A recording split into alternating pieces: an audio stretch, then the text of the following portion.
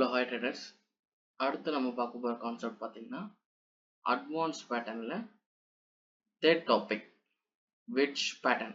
Wedge பேட்டர்னை பொறுத்த வரைக்கும் 2 டைப் இருக்குது. ரைசிங் வெட்ஜ் ஒன்று, ஃபாலிங் வெட்ஜ் ஒன்று. ரைசிங் வெட்ஜ் எப்படி நடக்கும்னா மார்க்கெட் நல்லா லோவில் இருக்கக்குள்ள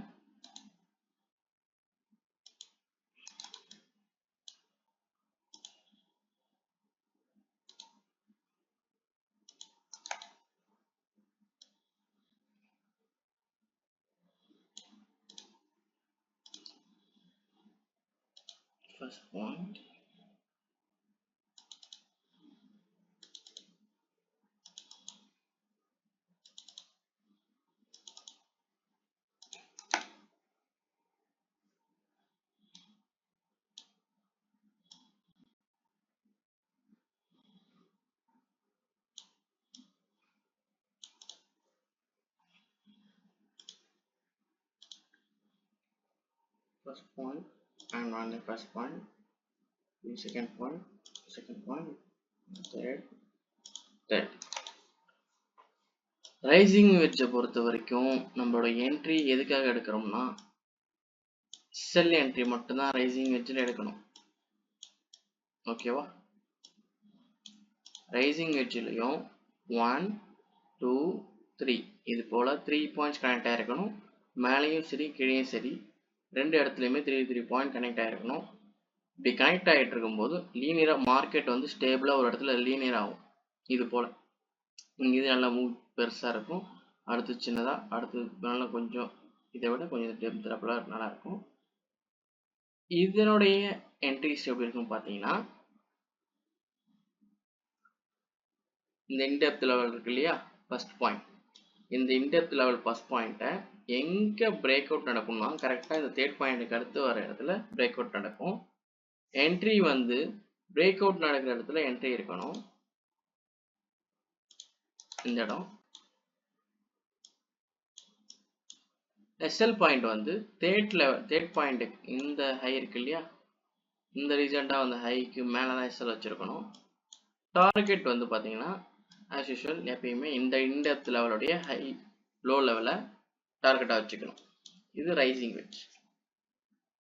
ஃபாலிங் வெட்ஜ் எப்படி இருக்கும்னா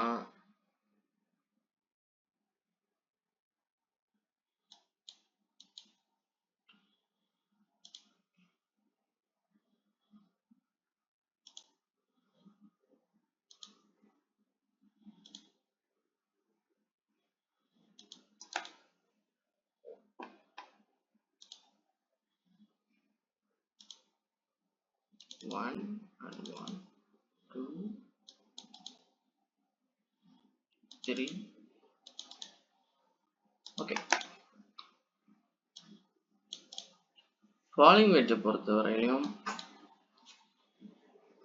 சேம் சினாரியோ தான்.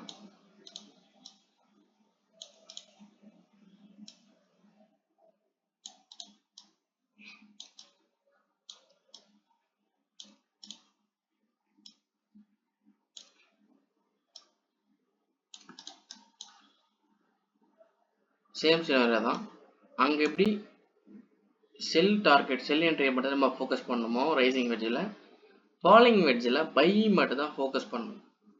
ஓகேங்களா? எதுக்கும் வந்து பார்த்தீங்கன்னா ஃபஸ்ட்டு இருக்கக்கூடிய லெவல் இருக்கு இல்லையா, சாரி மாற்றி வச்சிட்டோம். ஃபஸ்ட்டு இருக்கக்கூடிய இந்த இன்டெப்த் லெவல் இந்த அப்படியே கொண்டு போய் எங்கே பிரேக் அவுட் நடக்குதோ அங்கே வச்சிடணும். இந்த இடத்துல கண்டிப்பாக பிரேக் அவுட் நடக்கும். என்ட்ரி லெவல் என்ட்ரி இங்கே இருக்கணும். டார்கெட் வந்து இந்த இன்டெப்த் லெவலுடைய ஹையில் இருக்கணும். எஸ்எல் வந்து ஆஸ் யூஷுவல் இந்த தேர்ட் பாயிண்ட் கீழே வச்சிடணும்.